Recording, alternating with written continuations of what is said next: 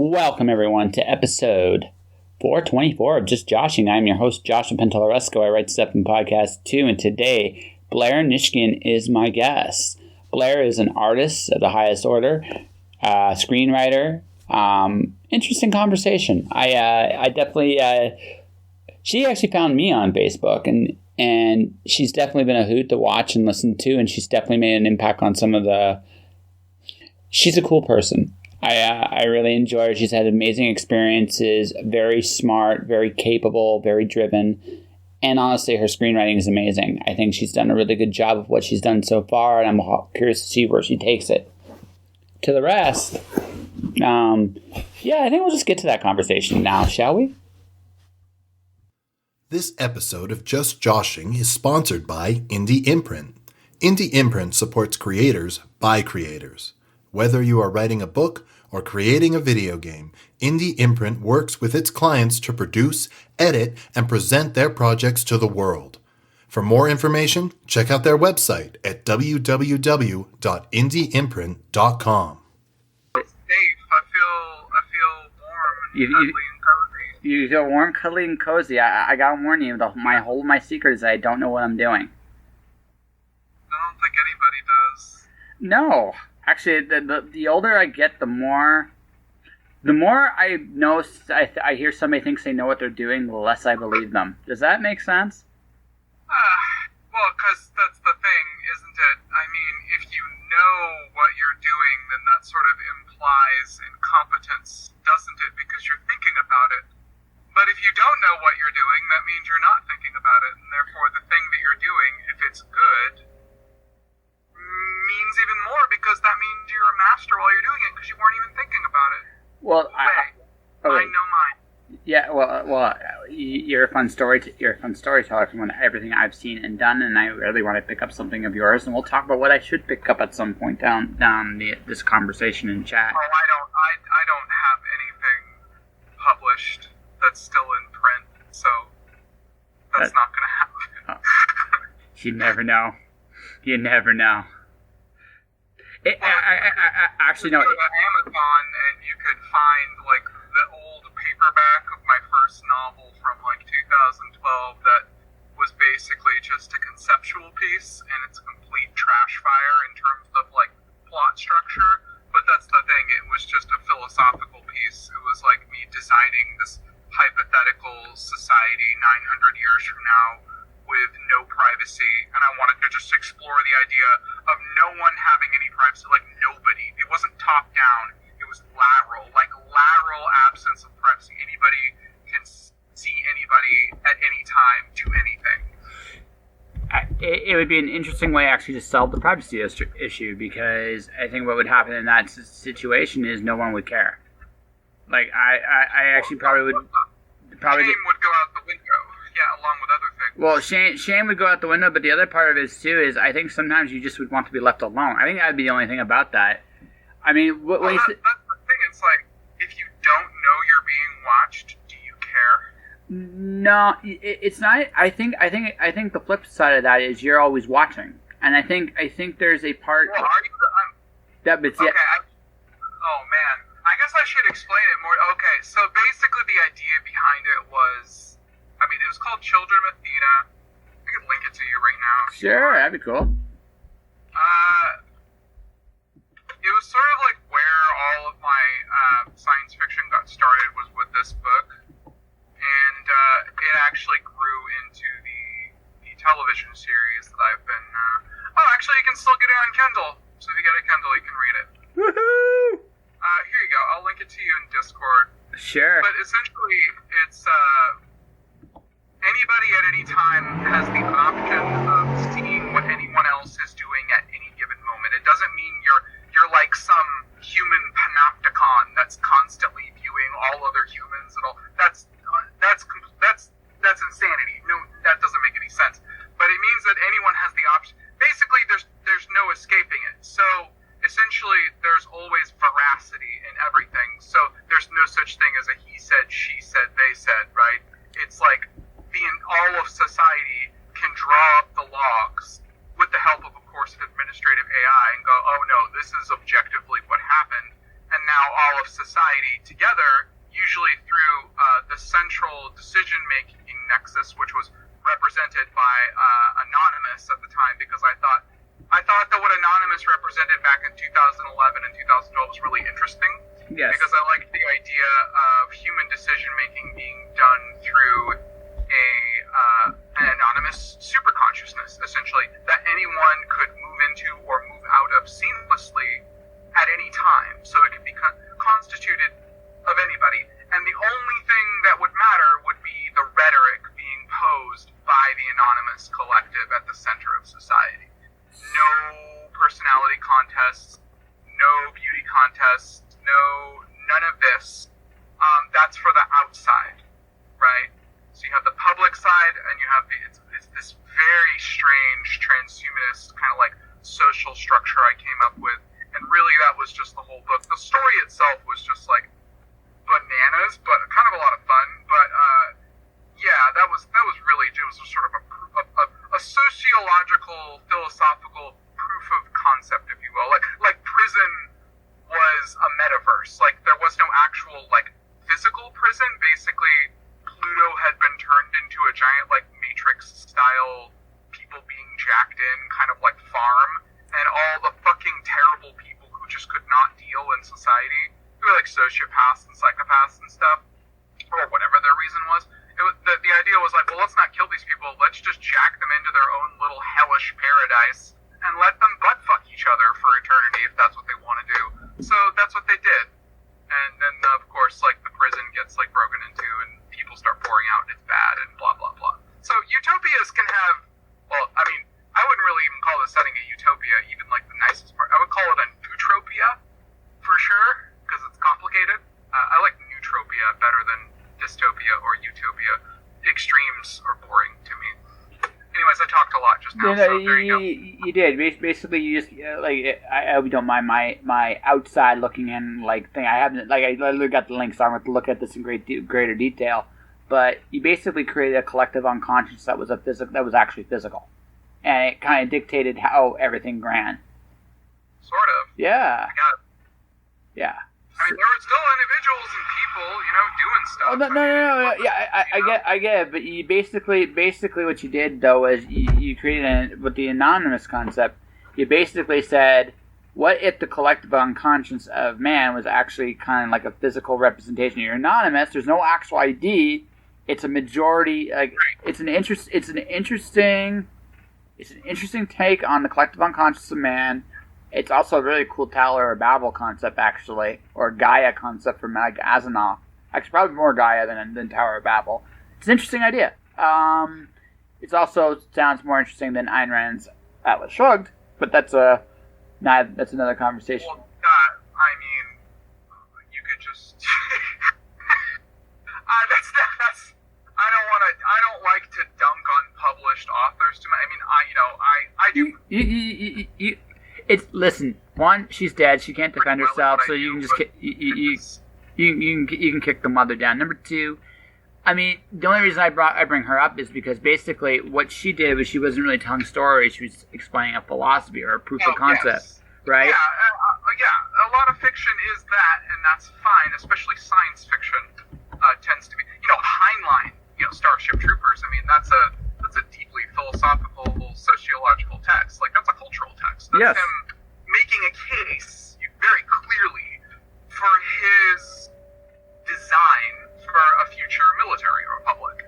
And he really is super, super into it, and you can tell.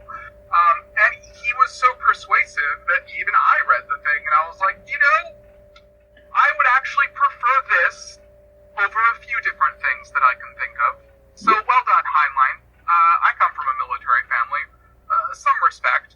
Don't like all of it, but preferable to some things. Well, he's a great writer. Like, whatever you may think of his writer, like I find this. He is a great writer. Yeah, he's a great writer. Like, he's one of the all-time greats. He's what Tom Clancy wishes he could be. It's like.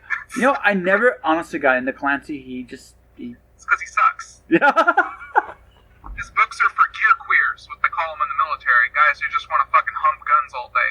That's what his books all are. They're about fetishizing weaponry and modern military technology, I should say. They're gross. They're just guy porn. They're common denominator. Well, I never really like he wasn't my thing. He was an interesting guest on Conan O'Brien. I actually really enjoyed his interview on Conan, but because he's very much who he is, and he's a fabulous guy. I'm sure he's lovely. Yeah. I'm sure we'd have a good time. Go into a strip club or something. Great. Yeah. Whatever.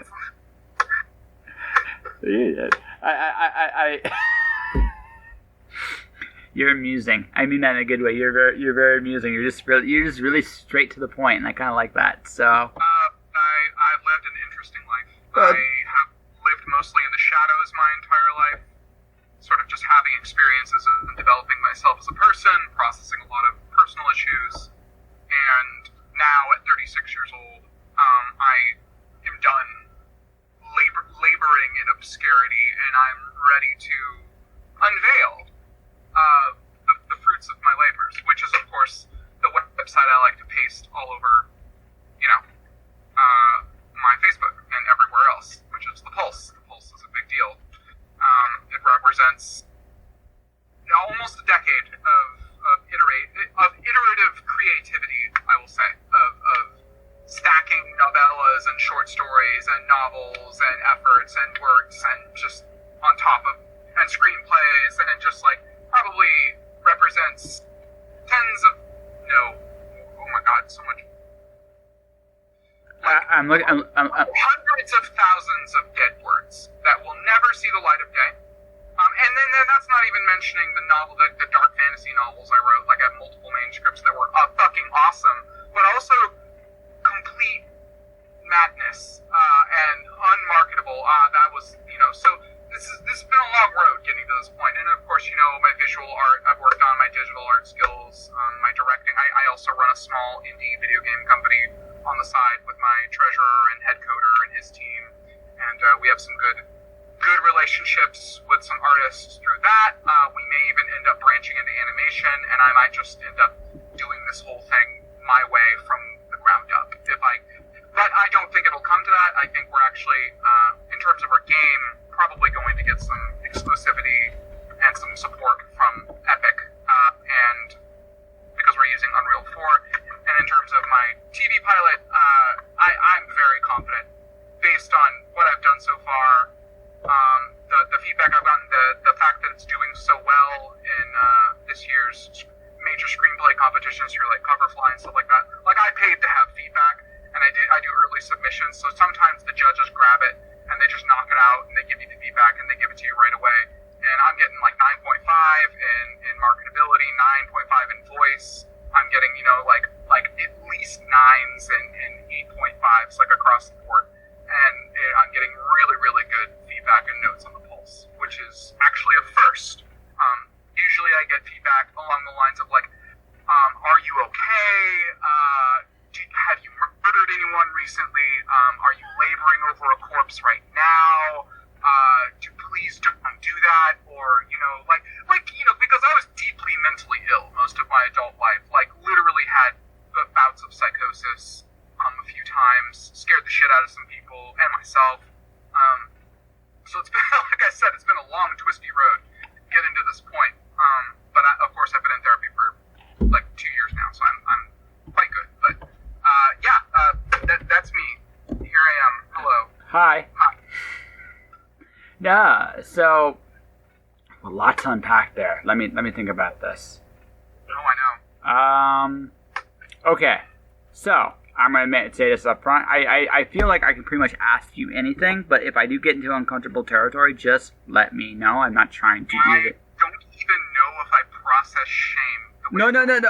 I really don't process. You're right. You could literally go nuts. Yeah. It's cool. How do I word this carefully? I'm not really worried about your shame. I'm more worried about your trust. I don't want to break it. You know what I mean? And that's kind of how I approach everybody. It's okay, where are they comfortable? Where aren't they comfortable? In your case, I feel like you are pretty much an open book, but I just feel like just because. Yes. Yeah, sort of. I mean, at this stage in my life and my career, it's all about quid pro quo. quo. And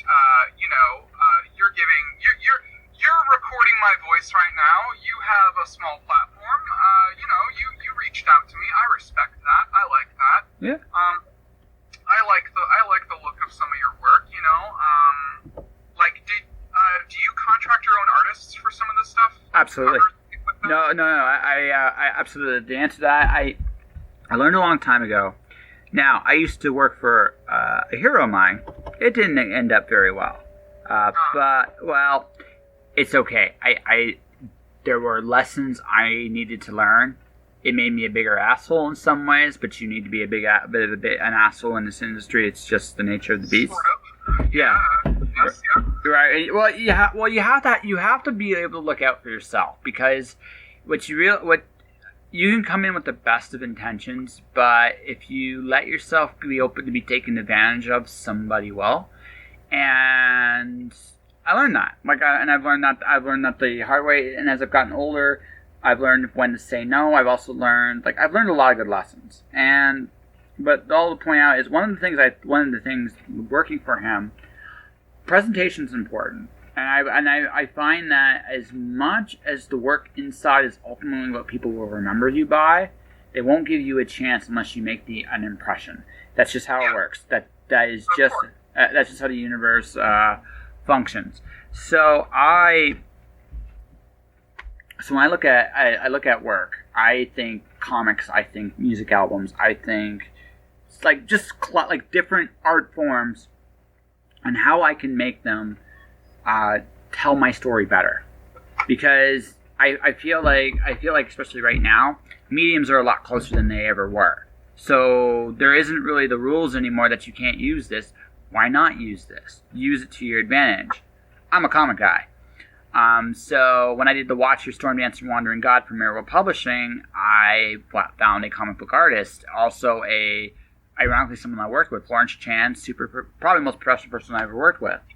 Alice in Wonderland's going up. My Alice in Wonderland story is going up on Amazon tonight, and Kenzie Carr, my guest actually for the podcast tonight, that it's going to air, is she's super talented. And someone that she was just so energetic. She normally she trusted me a lot, and I took that very seriously. And I've worked with Lance Bond. I've worked with Kayla Lynn, who does amazing t-shirt work.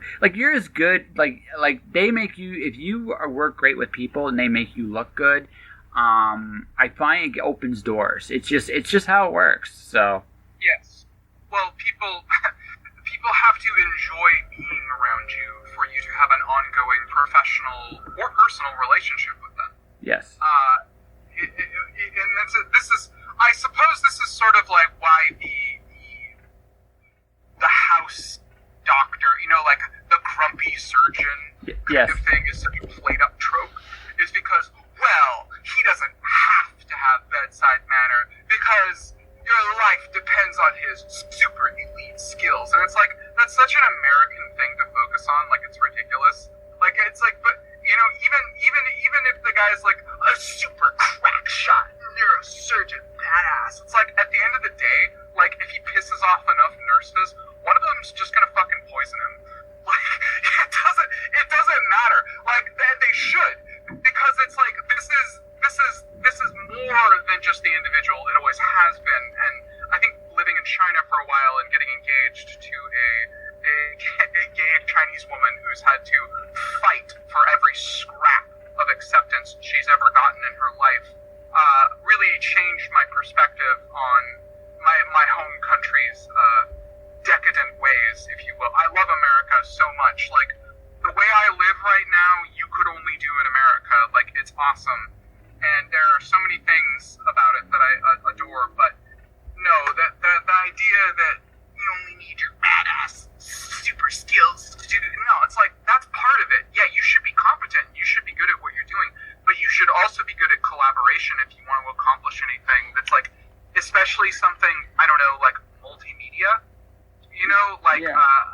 A film or television, which is of course what I'm doing, or games especially, because these are big, expensive projects that require you to network with people and not be a diva. So, Well, see, if I was a nurse, I would probably be doing all kinds of laxatives in that neurosurgeon's coffee. That would be my method of choice.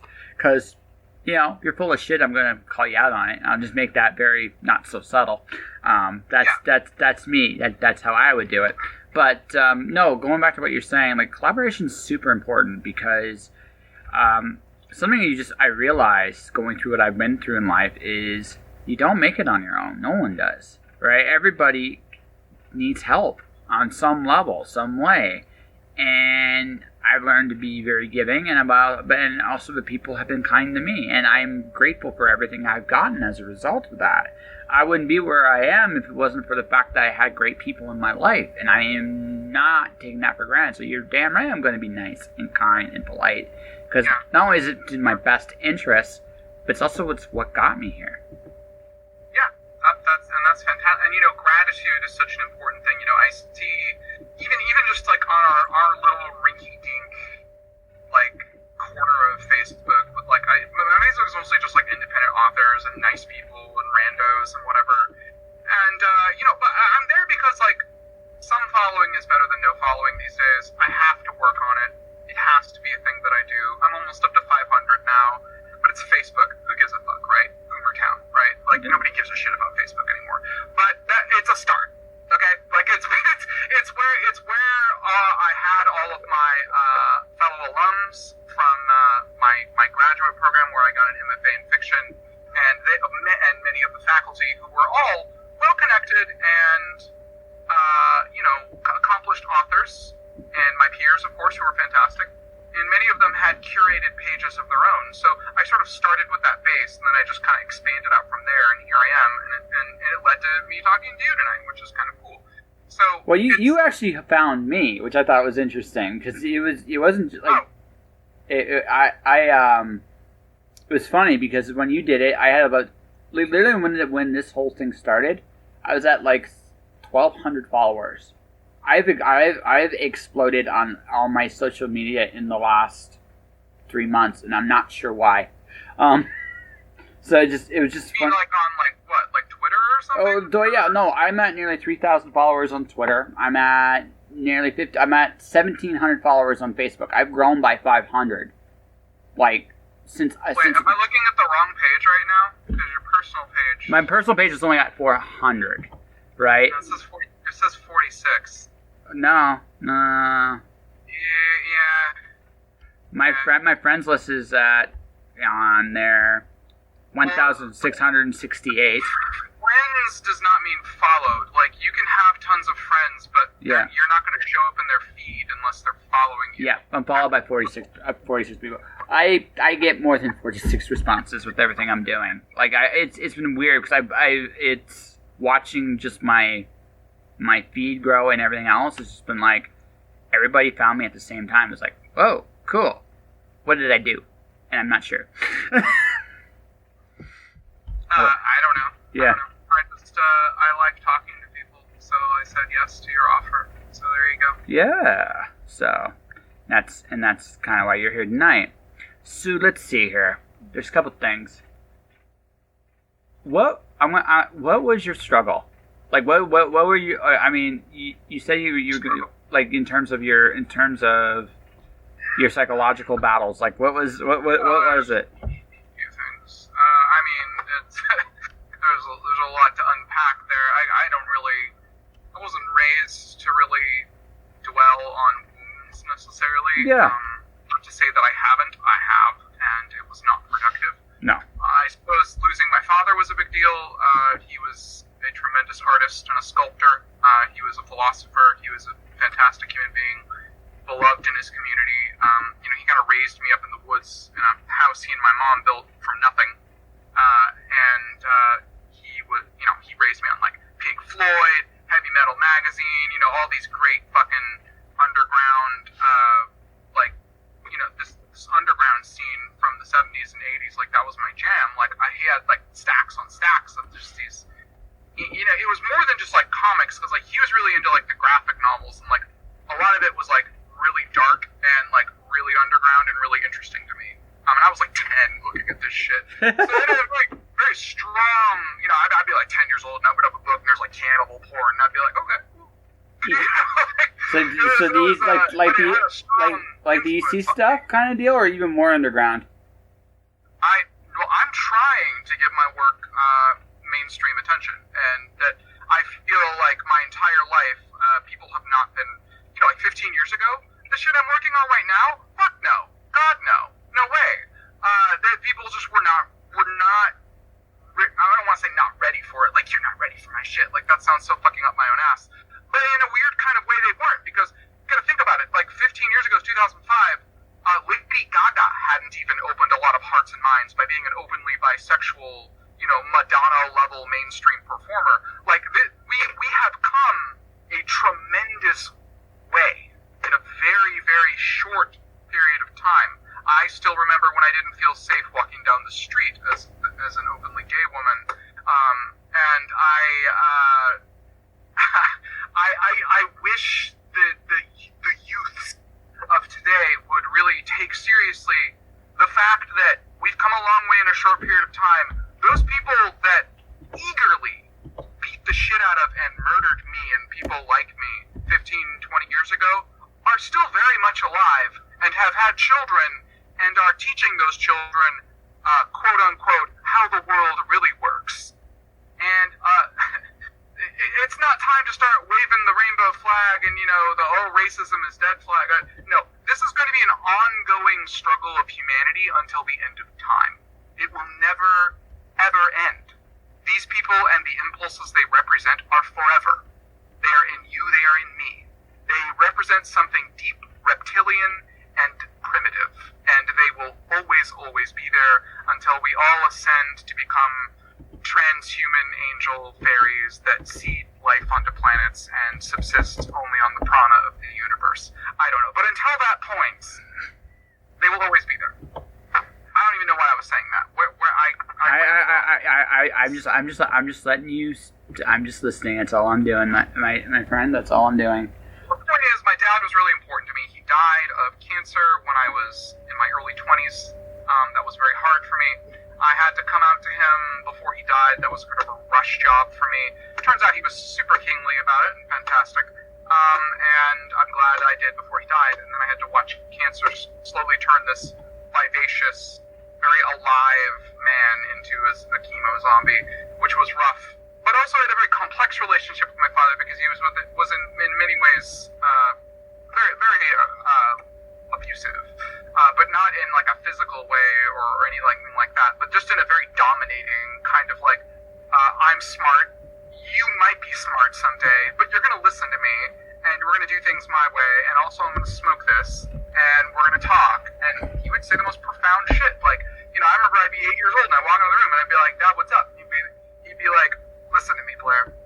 If you're ever traveling, you take a stick with you. You don't take a knife. I'm like, why, Dad? He's like, because if you have a knife in your pocket and they search you and they find a knife, they think you're a troublemaker, you go to jail. But if you have a stick, it's fine. Plus, you can use it to fish for snakes in the grass so you don't get bit, and you can fight off wild dogs with it. And I'm like, Dad, that makes sense. Thanks a lot, Dad. I'm going to go eat my Cheerios now and be like, sure, whatever.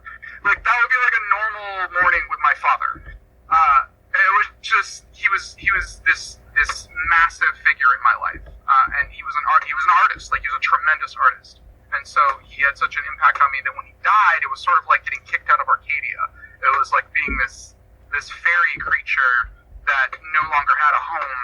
Like, her ancestors were gone, and the gates had closed. The hedge was no longer there, and she was stuck in this banal realm of men and women and whatever the fuck else, and it was just boring as shit. So it was a rough time adjusting to that, in addition to the fact that I think I also had what my father had, which was borderline personality disorder, which is why I'm speaking like a motor-mouthed lunatic. It makes everything much more intense than it needs to be. It's why I have hyperphantasia. It's why I am quick to explosive anger or, euphoric joy. It's not like bipolar, where it's like, it's not bipolar. Bipolar is terrifying. I find bipolar terrifying. Borderline is quick. It comes and passes very quickly. So I've got it well under control now. But there was that to deal with, which I only really dealt with in my early to mid 30s. I went to South Korea for a spell. Asians picked up a drinking habit for sure. My God, they drink themselves to death in that country. And they beat the shit out of their kids, too. Whew. Oh, South Korea is brutal. So much domestic abuse. Jesus Christ, I hate that country. That country is gross. It's like the worst parts of Confucianism and the worst parts of capitalism had a disgusting baby. And then that's so. And of course, you can blame China for that, and you can blame America for that. It's like America and China came together and were like, they both just spat on South Korea and turned it into a monster.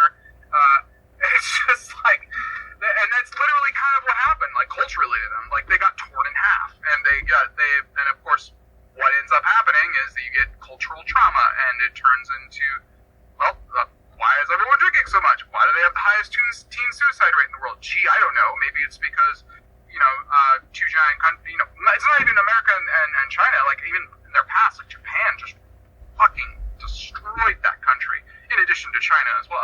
I mean, Asia is not a peaceful place. But where is, really? I mean, fucking Scandinavia, but they were like raping and pillaging all up and down the coast not 1,000 years ago. So really, nobody's got their hands clean in this world. No. We've all been doing terrible things for so long and continue to. But I think that slowly, like 0.5% a year, we're getting better. Very slowly.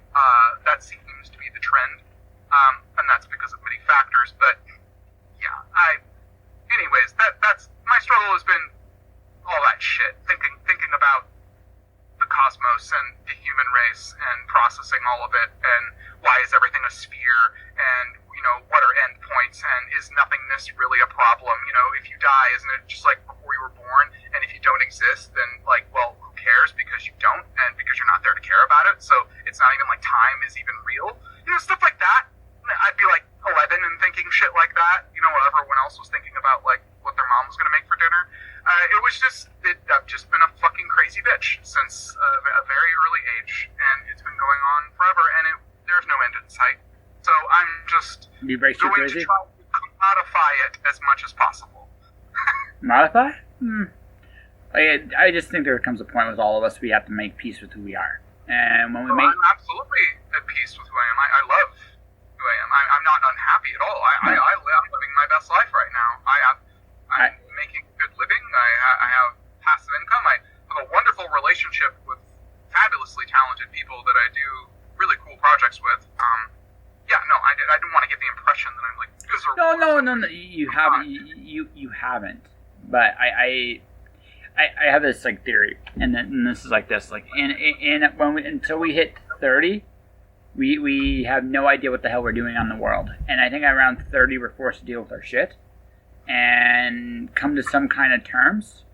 I think I'm approaching 40, and I've come to the point in my life where I'm basically starting all over again. I'm creating my own. I'm too old to work for people. I don't ever want to do it again, and I'm going to work for me, and fuck it, because I don't really want to. That sounds awesome. I support you. Yes, that's where I'm at. Like, I'm at that point in my life where it's like, I'm not going to retire, so I might as well just do what I love to do, and not worry about it that much. And if it doesn't work out, I'll go fishing, because fuck it. I can keep it simple. Life is too short to do the things you cannot enjoy or you're not meant to stay at doing. Not that I'm not grateful for anything I haven't done up to this point, but it's just like, for me, it's just ready. It's time for a sea change. And as far as I think you go, it sounds to me like for you, for me, it was a career decision. For you, it sounded like there was a lot of things you had to work through, but in your 30s, you dealt with it, and now you're taking everything you've worked on up until this point, and now you're possibly becoming a future, showrunner or producer or creator, like whatever the title will be, and you'll have your series, and you'll be making your zillions and zillions of dollars, and you'll be like hey, listen, go big or go home, right? Oh no, I agree, and I've already pitched this to people. I've gotten positive responses. Really, a lot of this stuff is just if you have the talent and you're psychotic enough to just keep going until you're so good they can't ignore you, as they say, you're going to get what you need eventually. It's just a matter of timing, and by timing I mean, I used to, when I was younger,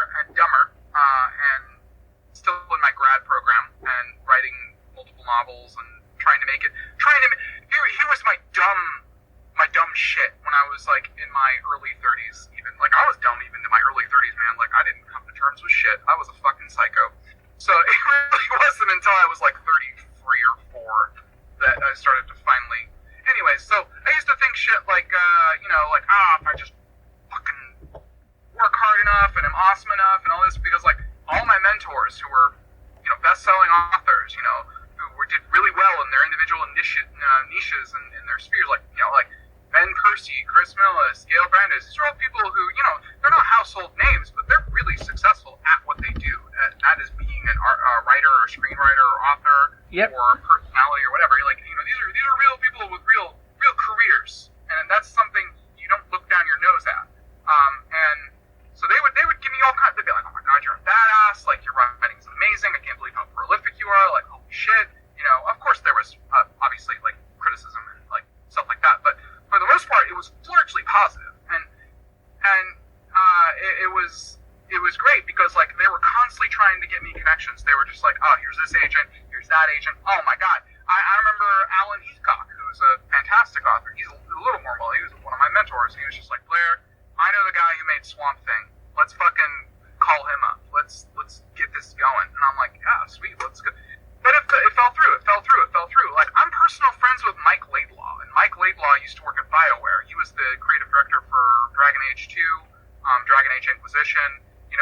He's a BioWare old guard guy. Yes. He, of course, quit. But we met online in the funniest circumstances, and we met in person for the GDC and the E3 back when I was. So I've had no shortage of. Caitlin Rebecca Kiernan was one of my earliest mentors. We actually met on an online cyberpunk role-playing. Oh yeah, she was one of my earliest mentors.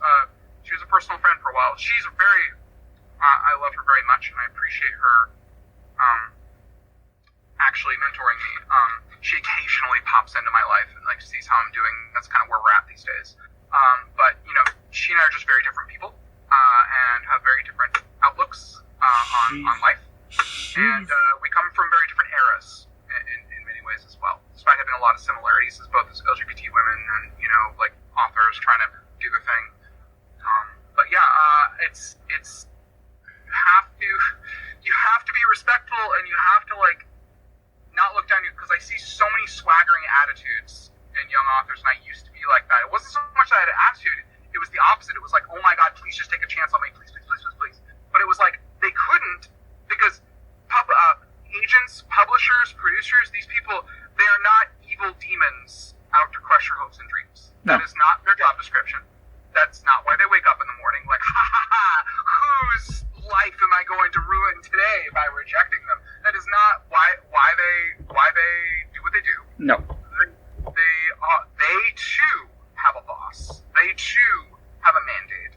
And that is to ensure that their salary or whatever they're earning is justified by picking projects, books, what have you, that are going to turn profit to some degree.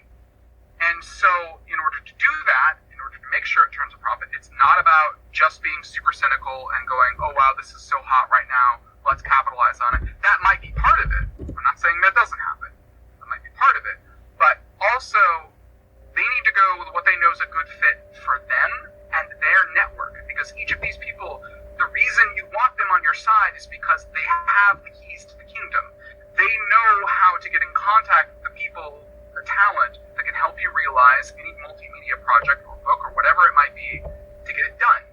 And in order for that to happen, you have to be the kind of person, and you have to be touting the kind of work that's a good fit, not just for them, but also their boss and the network they're involved in, and the audience they potentially want to sell it to.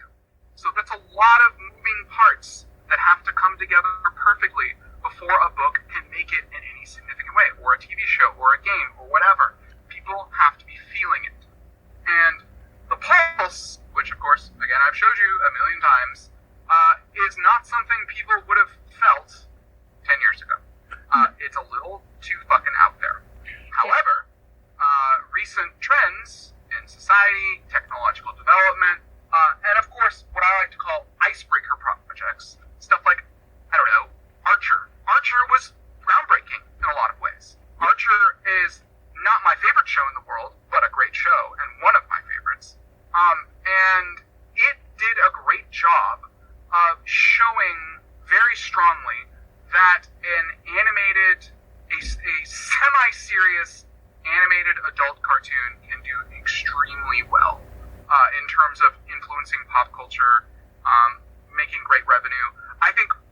Brothers is another great example.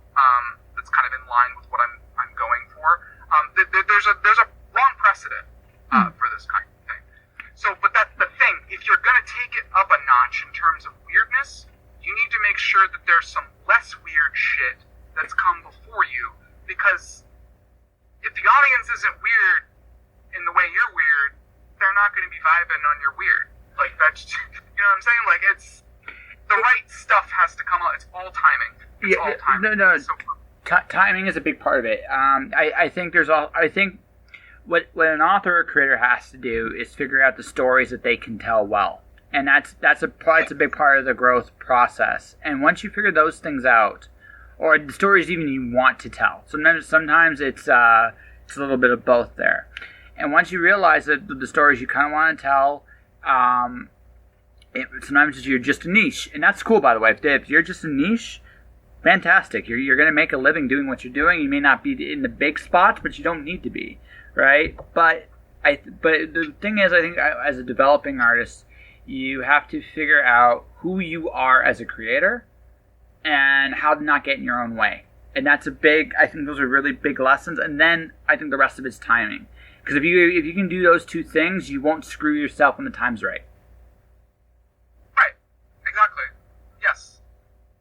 That's pretty much it. Yeah. Yep.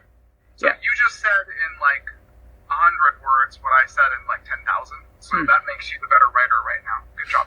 Yeah, I've learned succinct. I've learned how to be succinct. Well, when I write a story now, like one of the things I look at is what is the story I'm actually trying to tell. Like no matter how much other crazy fun stuff I'm gonna throw in, like my current novel, I open up with a bar, literally that the roof is actually gradually falling in. The bar is called Hole in the Wall. It's like, you know, it'd be really cool. This bar actually literally was coming apart on the inside. It's one of those modern miracles. It's still standing. And like, there's always these places you always go to when you travel. Like, you wonder how are they still existing? What force in the universe is keeping you together? And that's how I open it. It's like, that's a cool idea. But the story I'm telling is it's about a woman trying to kill a dragon. That's the story. So why is she in this bar? What's she here for? And that's the more important thing. All the other stuff is just scenery. And can I tell the story in a fun way? Can I add something to her character with the people she interacts with in the bar before the story really rolls? Right? Get a sense of who she is, what she wants, and why she's here. Because those and what feeling can I convey from her to the rest of the crowd? Because that is going to be what draws people in. Yeah, you're asking all the right questions. So yeah, you're doing it right. Yeah. I mean, you're coming from the right spot. So. Yeah. Well, I don't know if I'm doing it right. Like going back to the very beginning, I don't know what I'm doing. I fully admit this. It's one of those things where just like I just approaching it. It's like, this is how I think works, and if it works, great. And if the story doesn't hit the right way, that's fine too. I mean, I learn, and then the next project I'll do better, and then the next project after that I'll do better, and it'll just keep growing and going and growing until eventually, as you so eloquently put it, I can't be ignored. And when I can't be ignored, then I better have my shit together, because at that point, the thing about success once you have it is that it's keeping it. Keeping it's the real challenge. Your biggest enemy is yourself, and you got to recognize that and go, okay, what can I do to get in my own way and not do those things? Yep, that's why you don't shit talk people, as a rule of thumb. Yeah, as a rule of thumb, no. As a rule of thumb, you can disagree with anybody, but you can't. What's the term? Don't try to come across like you're better, because that might bite you in the ass at some point down the road. Yeah, absolutely. I prefer to say, of course, like, look, like my work speaks for itself. That's really just it. And I'm confident that I'm at that point, and I don't really need to say more than that, and no one ever really should. If you are at that point, it will speak for itself. If you're not, well, keep going. Just keep going. You'll get there. You'll get there, but don't get discouraged and don't turn into a dick. Yeah. And you'll be fine. Well, like I said, I'm a comic guy, right? So I remember. I'm not going to name names too much. I'll remember the people that are really nice that I met. Like, I met Stan Sakai. He's a really cool dude. Colleen Doran's awesome. Like, there's some really, really successful people I've met that have been nothing but kind and professional and considerate, and they're just amazing people. But every once in a while, you just meet that person that had the ego because they had that successful moment in time, and you're wondering, what happened to you, man? You were cool once. Yeah. I know you were cool once. What's the point of being successful if you're gonna just turn into a dick? Like, I don't want that to happen to me. You. Like, no. Egos are gross. They are universally repulsive. Nobody likes them. I say this as someone with a massive ego. It's my biggest enemy, though. Well, it's also it's weird because you need it when you get successful, though. There's a really interesting balance with that. There's a really interesting. You gotta have some star power. You gotta have a little. Well, not even that. It will protect you too, because the other thing that happens when you become really successful is people want whatever it is they think you have. And if you don't have that ego, you won't be able to protect yourself from people trying to take from you. You need it. Okay, well, I guess when I say don't have an ego, I don't mean roll over and do everything anyone says for you to do. That's not quite what I mean. I just mean don't be a bull running around looking for fights. Oh yeah. Basically, or tooting your own horn too much. When in doubt, don't say anything. Yeah, you can't look like you can't look like a fool when you say nothing, right? And even and if you are going to say something and people disagree with you, just be respectful. People will forgive that if nothing else. Yep. Unless they're being a total tit, in which case you might read the room and be like, "Hey, a well-placed verbal smackdown might actually be appropriate here." That's rare, though. But yes. Yeah. Well, like I said, I know I have opinions that aren't necessarily the most popular ones. I mean, everybody has those. It's like, you know what? This is the controversial opinion of the moment. But you know what? I'm a big enough man to admit I could be wrong. I don't know. Like I said, I don't know what I'm doing. I can fully admit that sometimes I ain't right all the time. And I'm a big enough man to accept that. I respect that a lot. Yeah. Good. Yeah. Too many people are afraid to say those 3 words these days. I don't know. But you know what? There's a lot of things we don't know. A lot of things I don't know. Well, I look at it like this way. I am not afraid to look foolish. I posted something about like one of those Facebook scam things, and a bunch of people laughed at me. And I looked at them and said, you know what? Here's the thing. Yeah, I look foolish right in this moment, but you know what? No one's going to care tomorrow. And you know what? I was right. No one cared tomorrow. I learned more about them than they learned about me. It was like, and I wasn't afraid to look foolish. And hell, I'll make stupid mistakes tomorrow. I'm good with that. I'm going to make a ton of them, and some of them are going to be stupid at the time.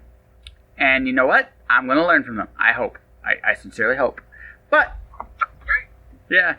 But you can't be afraid to be wrong. You can't be afraid to feel foolish. You can't be afraid to be different. You gotta stand up for what you feel is right. But be smart enough to realize that you don't have all the answers. And you don't know necessarily what's coming next. And that's okay. You don't always need to. Yeah. That says all. Yeah. So, do you want to talk about my project? Yeah, we can talk about your project. Hey, let's talk about your project. I've been just letting this conversation go wherever it goes. And good. Yeah. I would like to talk about it though. Yeah, then talk about it. Knock yourself at what? All day, every day, what I do. Sure. It is my jam. So the Pulse, basically, and you've seen the site. Yes. I assume. Yes, I did. Yeah. Okay. So I'm gonna guess you have not read the pilot. Not yet. I'm sorry. It's really good. Oh, I don't doubt it. I actually don't doubt it. You will have a laugh. You will be amazed. It is a delight. Unless you're just really not into funky-ass cyberpunk sci-fi, in which case, maybe not. But you know what? It's a good read. My novel is cyberpunk sci-fi. It's cyberpunk steampunk. You ought to read it. Yeah, I probably should. Yeah, I probably should. So. Yeah, we should. Yeah. it's the reason this website exists is because in film it's above and beyond to kind of go the extra mile with cuts and like visuals and things like that. Like the more you can demonstrate to people that you're all in on a specific project and that you've contributed significant time, resources, and creativity towards making it the best it can be, the more that tells them, hey, not only is this a good script, but this is somebody who works their ass off, and this is somebody who understands how important it is to convey passion.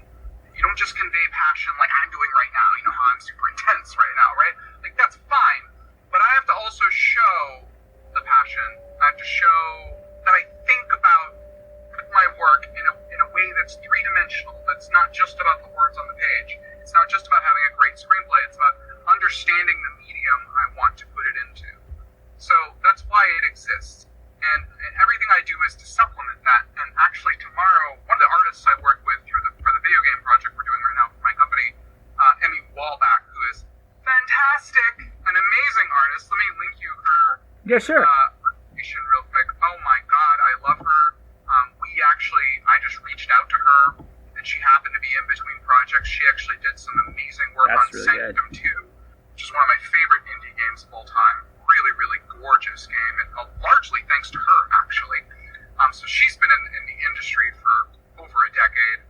Just a fantastic person. We've developed a really good working relationship, and I tomorrow actually have a meeting with her, and we are going to talk about how because I'm a very fortunate person. I have a little bit of capital, and I am going to be trying to persuade her.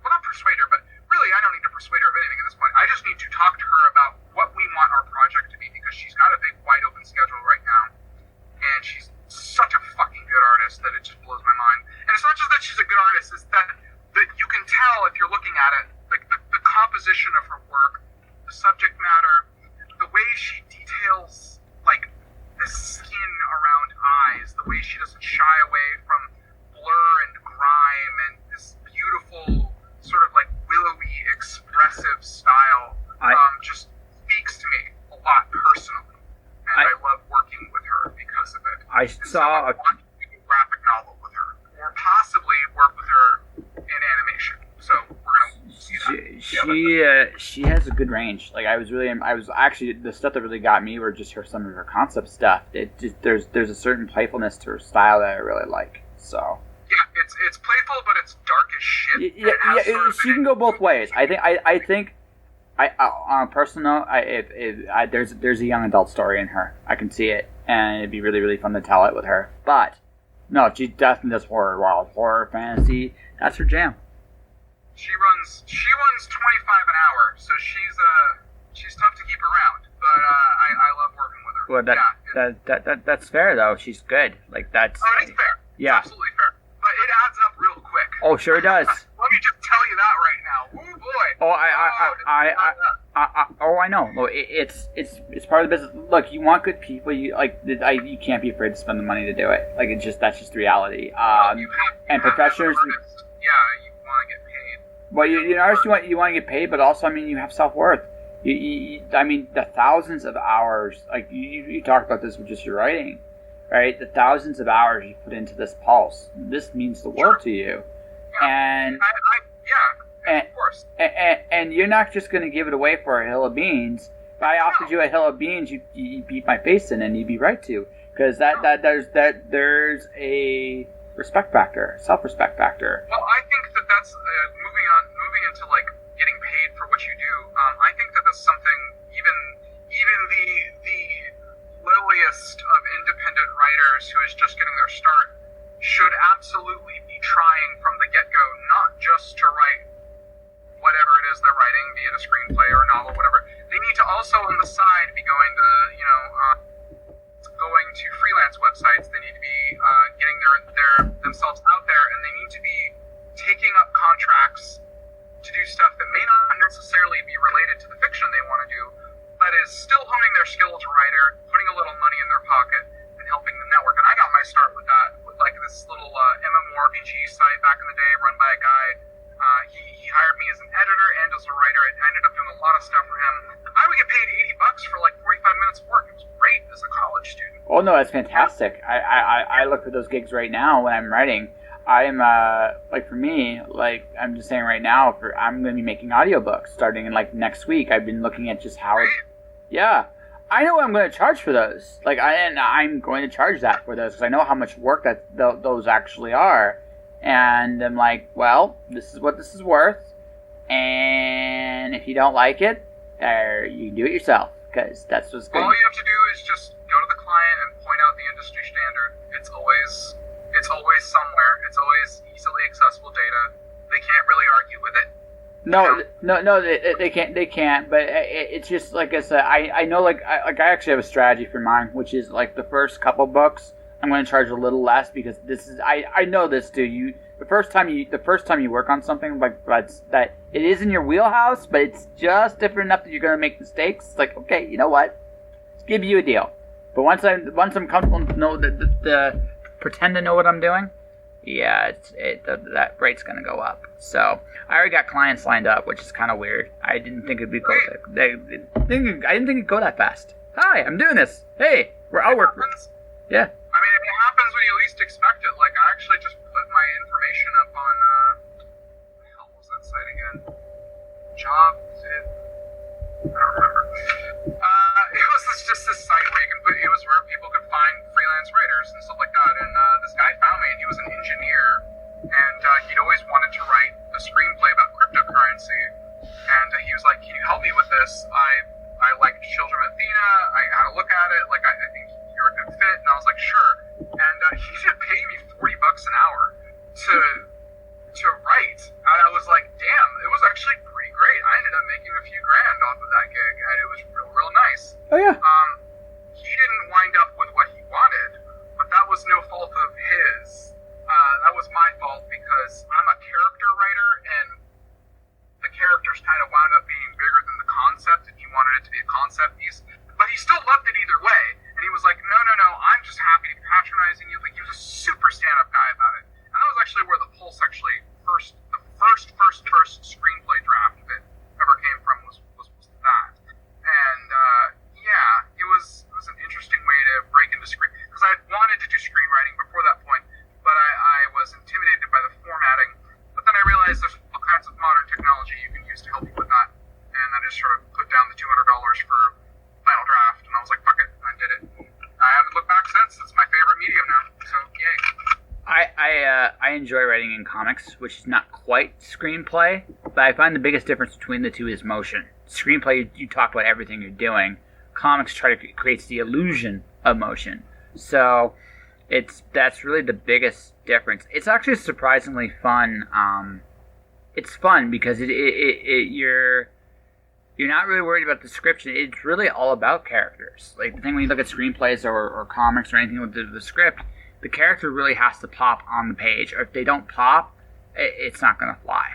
So that's why I love my characters. Yes, I like Envy. I just did a quick little skim of it. And it's fun. You got a cool concept. So thanks. Yeah, Envy is a delightful con woman who is totally not mentally ill. Just kidding. She's a fucking lunatic. But she's holding it all in really well behind the fake smiles, and maybe by the end of the season she'll stab someone by accident, or have a break, or get everyone killed. Who knows? Hey, listen, as long as you know where it's going, that's all that matters. Absolutely know where it's going. Oh, yes I do. Yes, you do. Awesome. So I am a fiend for plot design. I love it. So I get. So you're a plotter, not a pantser, then? Well, I mean, yes. You have to have you can't even. Oh my god. Okay, like you have to know where you're going. You can't just be wandering around in the woods. There needs to be a method to it. You need to have the aboutness of the story for that particular episode or that particular season conveyed in the first sentence. The aboutness of it. Like, what is it about? Is it about what? Hunger? Is it about, what? What is it about? And then you need to have, and there's this principle when I do classes and when I coach people and things like that. It's so easy. Like, if you watch your favorite television show, if you watch,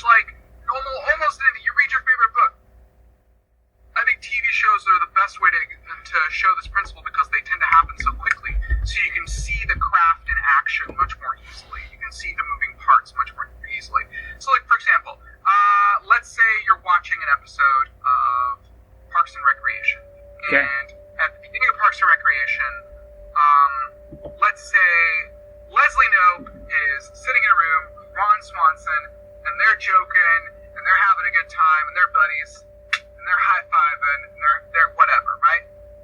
This isn't an actual episode, but it's just an example, right, of a situation.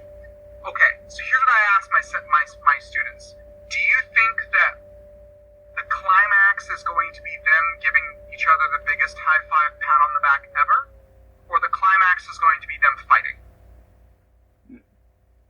For me, it's the fight. It's obviously going into a fight. Yes, because it always moves in the opposite direction of where you begin, and then after the climax, turns back around to where you started. Yes. That is the fundamental principle of writing with everything.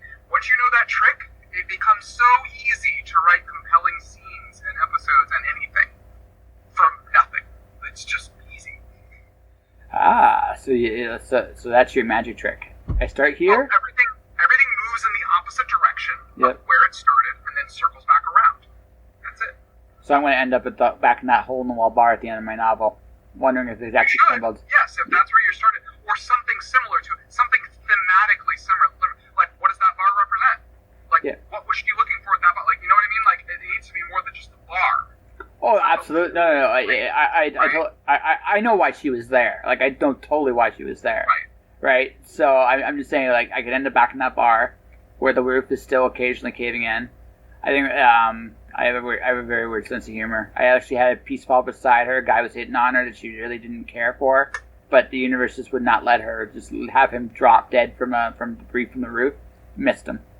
It's like, Okay, so that means that when she comes back to that bar after the climax of the story, a guy is going to hit on her, and she's going to look at him and be like, you know what, dude? You do you. It's fine. yes, All right? It's all good, man. it's all good. You're alone. You're going to get it. And Let's have a conversation. No. But it'll end with the roof falling out, hitting him. That's the only way that goes. You do you. Pop. Down. Okay, well, you see what I'm saying, Yeah. though, right? Like, that's the journey, right? That's what it's all about. That's the whole point. Absolutely. No, it's understanding where you're starting, where you're going, and everything in the middle is just fun. Like that's just like. So how detailed is your middle? Like, do you have it really detailed? Do you kind of let yourself be surprised still, like or do you just like, okay, I got everything nailed down. I know. I'm an action writer, so it really just all kind of happens in like a flowing. So like, if you've read the pilot, you'll see and especially episode 2. Episode 2 is like fucking action packed. Like it's intense, but it's I like to tell. It's not actions for action's sake. Like character development is happening, shit is happening, moments are happening, like stuff is landing. Like it's boom, boom, boom, boom. It's like Fury Road. Like that's probably my favorite film of all time. That movie manages to be literally a fucking flaming diesel truck on wheels blasting across the desert, and yet it tells one of the most touching human tales I have ever heard in my life. It's not just action for action's sake, right? So that's how I get myself through the weeds, as you will, the point A to point B. Like, I focus on what I'm good at, which is action, comedy, and just rat-a-tat back and forth, The principle of no dialogue, right? Not no as in don't do dialogue, but as in, quote, no dialogue, right? Like, if there's dialogue happening and one person says, hey, this ice cream looks delicious, what's the next person going to say? Are they going to say, I agree, that also looks delicious? Fuck no. They're going to say, no, that ice cream fucking sucks. I like this ice cream. Or the other option is just to steal the ice cream. That's probably. Or something to that effect. Yeah. Push a pull effect. Right? You basically you're playing with expectations. Like, this is the expectation. This is where I think you're gonna go. How do I get there? It's interesting. So. That's absolutely right. Yes. Just always make sure that you're moving back and forth like a sawing motion as you're doing it. Whether it's action or repose or comedy or what have you, like, there always needs to be a back and forth. It can't just be people all on the same page all the time, fucking That's not how. Just for that, can I ask a favor? Can I use you in in a novel where they just give windmill high fives and then you just lose it and just go, no, that's not how this works. No. I'm sure. kidding. Yeah. Absolutely, you can do that. Yeah. Do it. Okay. I figured I just asked because I figured it's like, don't do it. Just like how many windmill high fives would you take before you just would just say, fuck this? No, that's it. No more windmills. I can think of a scene that uses windmill high fives as a gag. Yeah. The audience is asking, why are all these windmill high fives happening? And then it culminates into something weird. I don't know. There's once you get to a certain point, you can play with expectations in a more serious way. Oh yeah. Because we're not describing in this whole back and forth movement. It's not really playing with expectations. Whether the audience knows it or not, they're expecting the argument. Yes. Or they're expecting people to razz each other. Or they're expecting something to go wrong. That's the expectation. To play with the expectation is to actually do the quote, wrong thing, which is just have them sit there and be like, look at these pretty ducks going by. Wow, how nice. Yes, I agree. They are very nice ducks. Oh, what lovely ducks. Oh, that one is green. Oh, this one is red. And while this is happening, the audience is sitting there nail biting. They're just like, oh my god, what's going to happen? What are these ducks? Are these ducks going to explode? What's good? They're expecting a meteor to hit. But if that keeps not happening, then you're playing with expectations. Yeah, well, you gotta be very careful with that because there's a point where you go too long and the audience will just say fuck this. Yes, too many beats. Yeah. The joke gets stale. You lose their interest. Yes, of course. Yeah, it's a really one of my favorite tricks is distraction because it works so well. You just throw something that you wouldn't expect in the scene to work, right? It works. It's part of the story. You can make it work. Same novel. I actually did a Club of Bugs sandwich just right in the middle of the story. It's because it's a real detail. It's distracting, but it also sets the scene and tone of what's coming next. Right? You distract the audience with one thing and it's lead them into the next thing where you're going. Right? That's one of my favorite tricks, anyway. So. I'm not sure I understand it right off. Okay, for example, let's say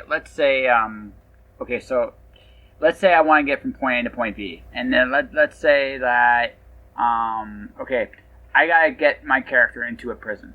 Okay, so what's the opening scene? Her eating a Club of Bug sandwich in prison. One, you kind of expect that, but two, is better than the food in the bar. So it kind of just was a build up what came before, but it's also not quite where you expect the prison scene to start. It's you're not gonna usually start them just woe is me. This is how it. Or not necessarily woe is me, but it's okay, how am I going to get out of here? Nope, I'm eating. Screw it. I'm eating. What's the relevance of does the sandwich do anything later? No, it's a distraction. It also kind of sets the tone for what's about to come next. It basically okay, this is part of this reality. So what else could happen here that can fit what I just painted here? Okay. Yeah. All right. Yeah. Sure. Yeah. Props are good. That's good. That's all good. Sure. Well, yeah. Well, I mean, in movies, sometimes you give actors props, right? They turn something that you mightn't think is a very ordinary scene into something amazing. Oh, you gotta have props. You gotta have props with characters. Yeah. All the time. Well, yeah. Because they interact. Because again, it has to be the real. It has to be a real world, not necessarily the real world, but a real world. And yes. we interact with shit all the time. All the time. So. It's how we interact, and it's how we interact that basically gives the audience an idea of who you are. So, that is accurate. Yeah. That's called character development or something. I almost know what I'm doing. Sometimes. Sure. I mean, if you ever want to actually talk shop outside of a podcast, I'm happy to do that. No, we'll totally do it at some point. It won't be tonight, but we'll totally do it. Not tonight. No. No. I mean, Oh, yeah, no, you have a very, how to put this, you have an intriguing mind. You have an intriguing mind of how you approach your craft. I actually admire it from what I have seen. There's a very methodical approach, almost surgeon-esque in some ways. So nice. Okay. Yeah. Thanks. You're welcome. Yeah. Literally years and years of practice. That's just all it is. Yeah. And obsession. Hey. That's the other part. Hey, if you need to be obsessed, hey, listen, I don't want somebody that's not. I don't want somebody that's perfectly normal because most people that are consider themselves normal have no passion. They're boring. So. I like normal people. They're fun. They can be. Oh yeah, it's nothing wrong. They make me feel safe.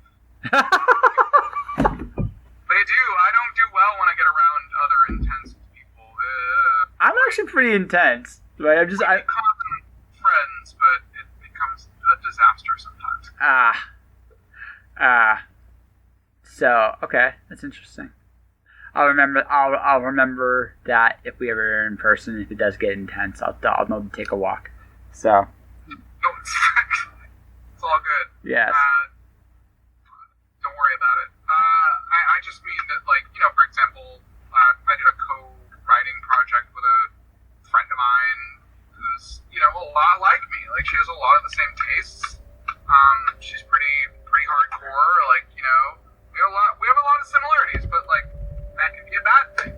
That's like mixing, instead of just one bomb, you have two bombs, and that means twice the boom, which is good and it's bad.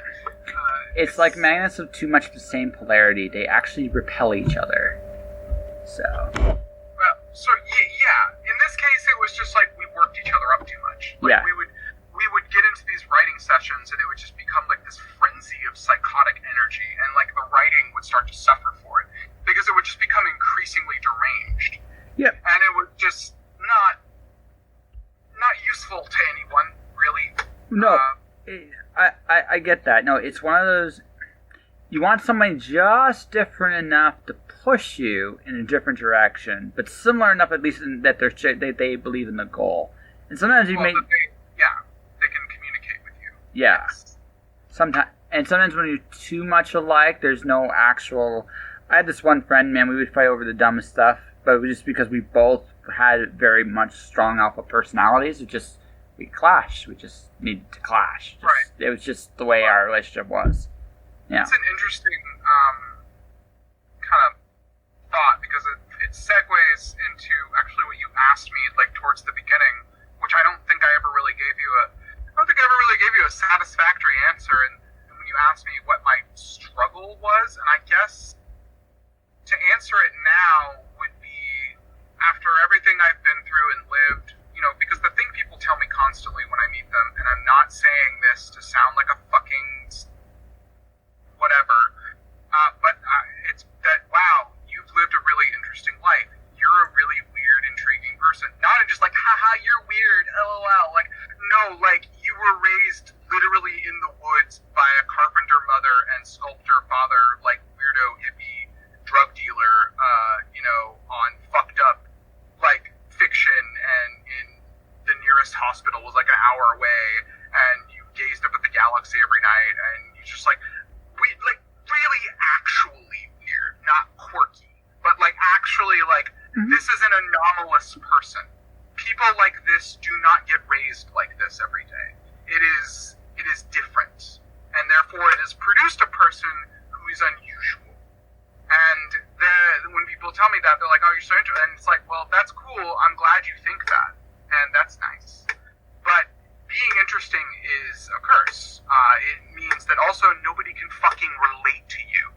And you may even be able to understand their perspective somewhat, but that could come with work. Maybe your entire life, they don't relate to you, you don't relate to them. And of course, the struggle for me, the first thing I wanted to do when I had to decide what I wanted to do in college was an English degree, because I needed so badly to be able to articulate the buck wild ass, crazy, fucked up shit in my head. I had to be able to do it because I couldn't keep it inside anymore. I needed to be able to build, and I would describe it as a bridge between myself and society, so that like proper diplomatic channels could be and the best way I could do that I could think of was through my art eventually, because art is fun, and being screamed at by a psychotic hobo on the street corner is not fun. Even if everything the hobo is saying makes sense to them, it does not make sense to everyone else. And I have nearly been that hobo multiple times in my life. So that's my struggle, is not falling completely into the ranks of the insane just because I was an interesting person growing up. That's what most interesting people become, by the way, in this society. Either fucking dead because they were murdered, or forgotten and homeless and left to die somewhere. That's what happens to most truly interesting people. That's kind of bleak, but that's, I mean, that's what you It went is through. absolutely 100% accurate. Oh, yeah, I'm not.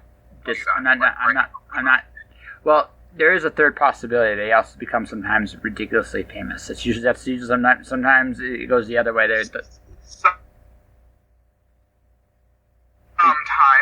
yes. Yeah. But try to think about how many people in this world, throughout the history of the world, that have been born like to gypsies, or were born in like a weird situation, or like, no, I'm not supposed to. You're not supposed to say gypsy anymore, but were born in like an other class, or were born in a weird situation, or out of wedlock, or because two people weren't supposed to be together, or whether this or that, or blah blah blah. Those are all interesting situations. This is why we write. We write to describe interesting situations, and yet in real life, almost just like in books, when people are too interesting, they have a really weird way of getting either locked up forever, put into a straitjacket, or shot. It's funny how that works. It's what I call the chick syndrome. Give a chick you draw a little red mark on a chick, and every other chick in the pen will try to kill that chick because they're just different enough that you just don't quite fit in anymore. I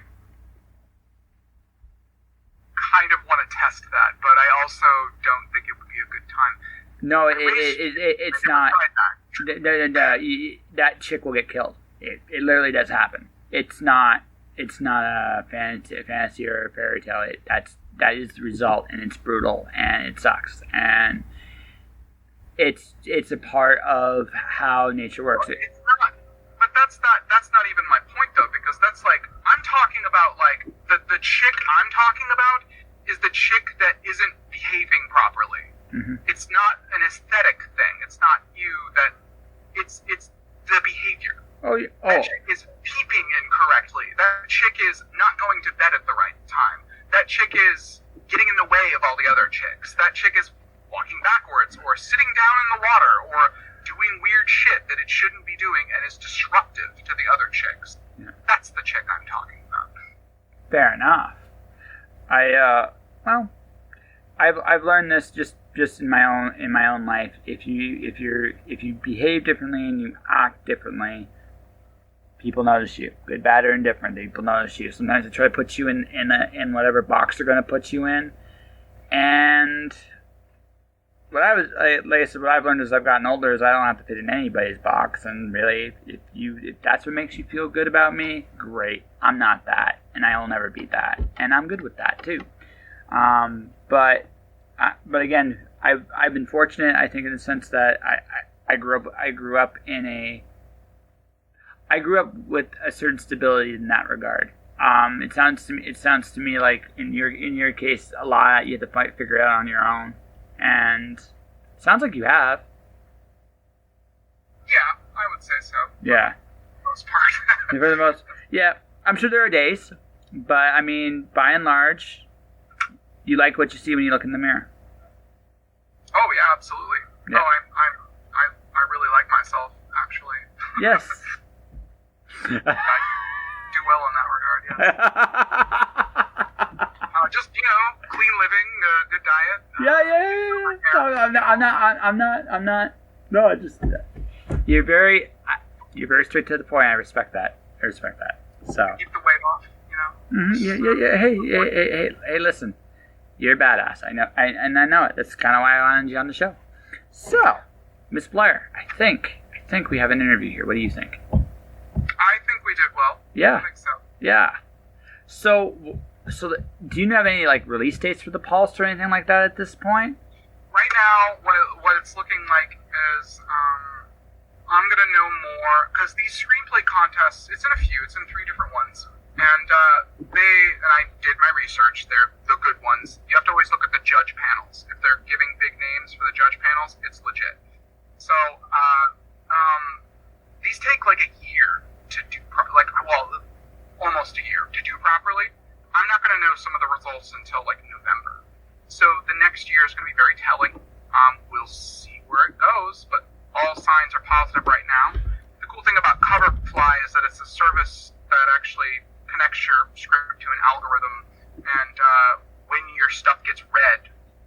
judges at competitions sponsored by them. It goes into the algorithm, and you actually become more discoverable just passively by being on their site, because you can load their work onto their site. It's the same thing with IMDb Pro, which I'm also a subscriber to. There's a lot of really great services these days that make it easier to become visible, and that's why I kind of did the website, just to go like above and beyond, like the next level, like more than just visible. You know what I'm saying? Like, no, I get it. It's the one hole in my game I got to work on at some point soon. So good luck. I hope it goes well. So how would we end it like this? Let people know where you can be found. Talk about your concept and where people can get a quick look at it. You can find the link to my work on my Facebook page, just looking for Blair Nishkian. The Pulse is my big project right now, and it is essentially, well, the slug line for it is, in the year 2020, underfunded cleaner squads brave boring staff meetings and cybernetic abominations for meal tickets, loot, and maybe saving civilization along the way. So if that sounds like fun to you, definitely give it a look. It is a very fun read, and if you don't want to sit and read it, I also did a table reading of it in 3 parts at the bottom of my site, which again you can find on my Facebook page and the website corner right there. And if you need me to spell it out, it's Blair Nishkian, my first and last name, .wixsite.com/thepulse. All one word. Very easy, simple, no problem. It's a good time. Let me help you tell your story. I offer a variety of audio services. I will narrate, I will produce, I will edit, and I will master your file so that it will be ready for Audible and Spotify. And if you don't want me to narrate your story, whether you want to do it or get someone else, I will help you find the right person for the job. All in all, I just want to help you tell your story. Let me help you. For information on my rates and services, please click the link below in the podcast description, jpantelleresco.wordpress.com, for more details. That was a heck of a conversation I had with Blair Nishkian.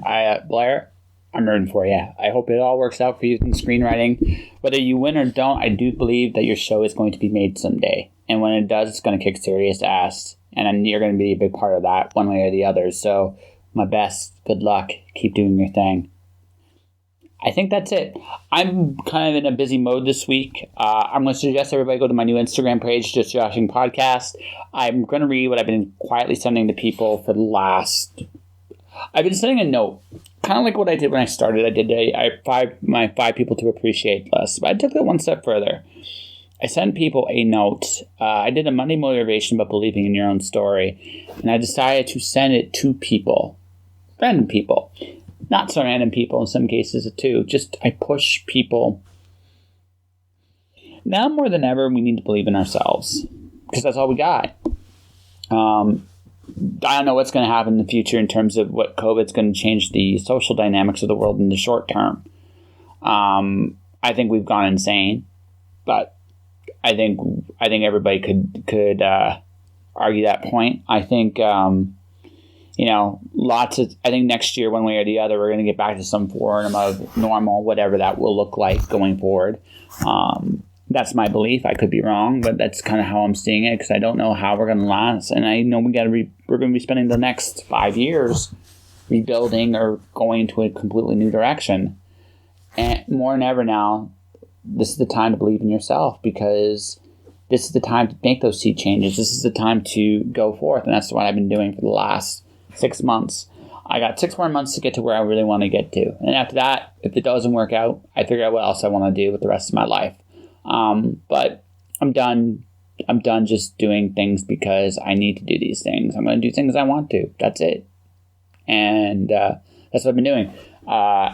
So what have I been doing specifically? I got to finish my audiobook for my client. I'm deep into it in terms of recording. I'm hoping to finish the final bits of recording, the first part of it, by probably, I would say, Thursday. I'm hoping. And then I do edits for about a week, and then I hand it in to my client, and he'll have a audiobook, and I'm hoping to do more of them. So, if you like what you've been seeing or hearing or doing, you'll get to actually hear a preview of that in a couple of weeks. But until then, that'll do it for this episode of Just Joshing. Thanks for listening. If you want to support the podcast, you can do so a number of different ways. Subscribe to it on iTunes, Google Play, Spotify, Stitcher, Deezer, and Audible. You can find me in all kinds of other platforms as well. Find your platform of choice. I am there. Hit the subscribe button. Let people know I'm there. Buy my books. Watch Your Storm, Dance, or Wandering God from MirrorWorldPublishing.com. My own books, Alice Zero and The Cloud Diver, which are available currently on Amazon. The links are below. Click on it, buy it, read it. Everything helps out. I have merchandise as well. I have a newsletter in which I talk about various things. Do those things. My YouTube channel is Joshua Pantellaresco. More than that, though. Stay inspired. Keep doing your thing. And I'll talk to you guys next time. Josh. Shush.